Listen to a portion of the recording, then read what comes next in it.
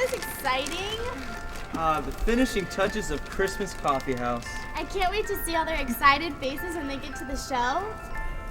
My lips are chapped. Oh, now. Don't be too energetic there, snowflakes. Gonna need to save some of that energy for tomorrow night's show. I hope they like it. Aw, come on. I can't imagine anyone not loving Christmas Coffee House. Yeah, actually, I can tell you the story of someone who didn't like Christmas Coffee House one bit. The storybook is right here.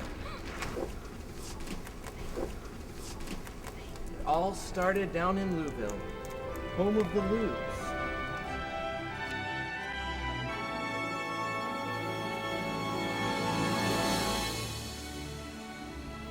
Every Lou down in Louisville liked Christmas Coffee House a lot.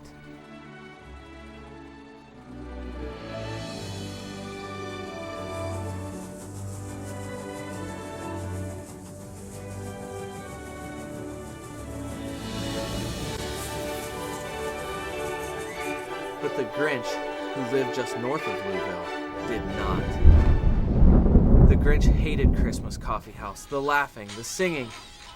Hold on, I think that my cell phone is ringing. Come on, keep telling the story. Hey! This is no time for personal calls. All right, it's on silent. And quit throwing popcorn. We didn't pop enough for everybody. Where was I?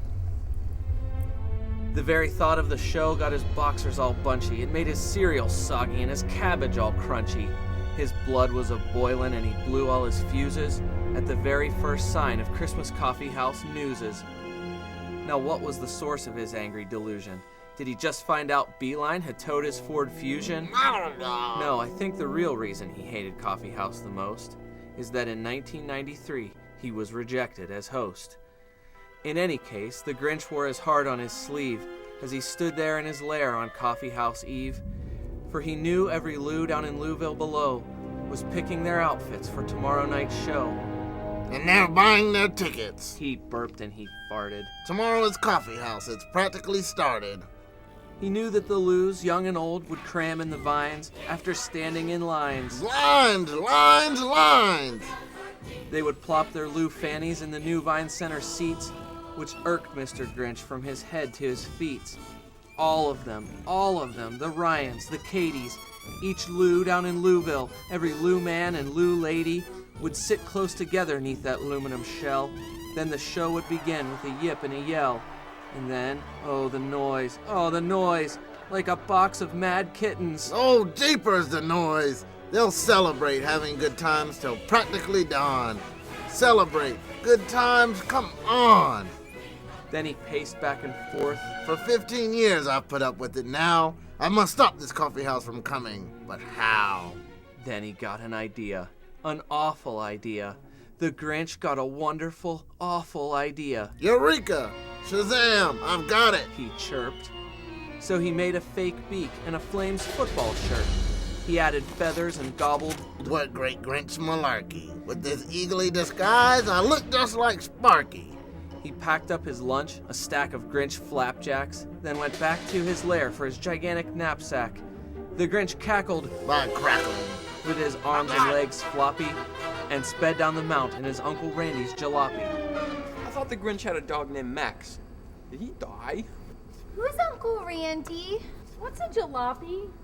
Hey, I thought this story was about the Grinch. Well, in case you haven't noticed, this story is about the Grinch, but it's a different Grinch.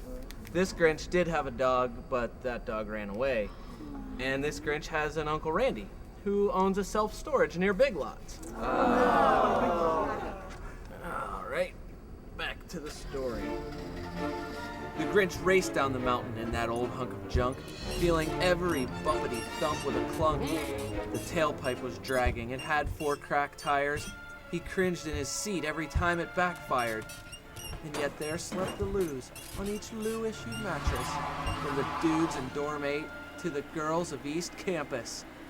On this night, the Grinch knew his stealth would be key. For tonight, The Grinch squawked. their whole show comes with me. He scanned the whole land in his brown metal Philly, trying to spot his first target. I got it! The Tilly! Under the Student Activities Office, I posit. Their show's decorations must be stored in their closet. Sure enough, the Grinch found to his bird-like amusement every one of the Lou's Vine Center festoonments. The light strands, the trees, Lou popcorn, Lou candy. He peeped. All this tinsel will sure come in handy. Like a brute stuffed that loot in the bag that he brought, put the pack in the back, and shoved off like a shot. Off to the vines. This plan is a shoo-in. What I've got up my sleeves leaves this shindig in ruins.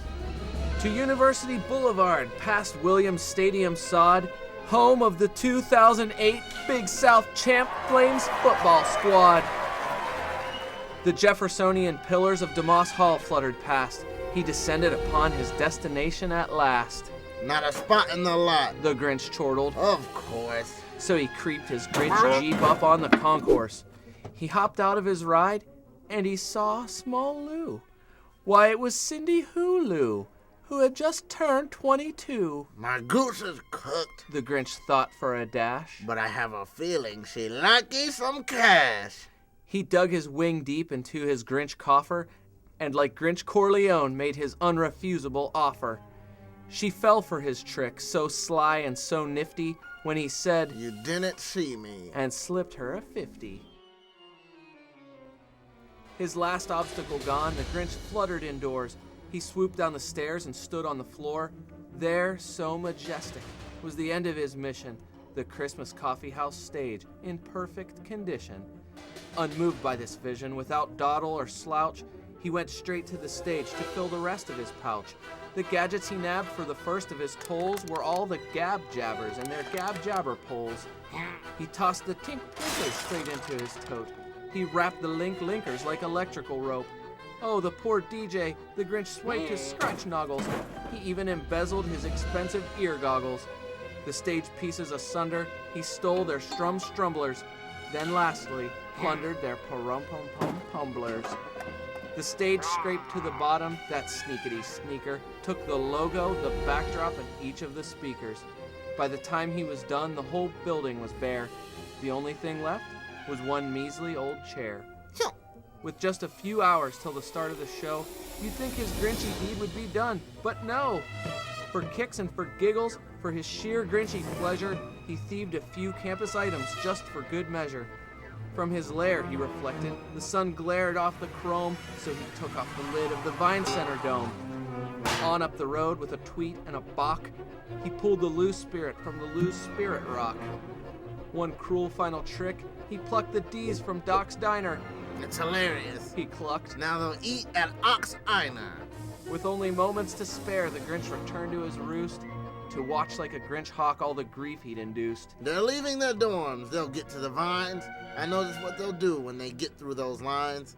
All the Lou's down in Louisville, the Daphnes, the Davies, will see what I've done and they'll cry like Lou babies. That's a noise. Grinned the Grinch. I can't wait to hear. So he paused, and the Grinch put his hand to his ear.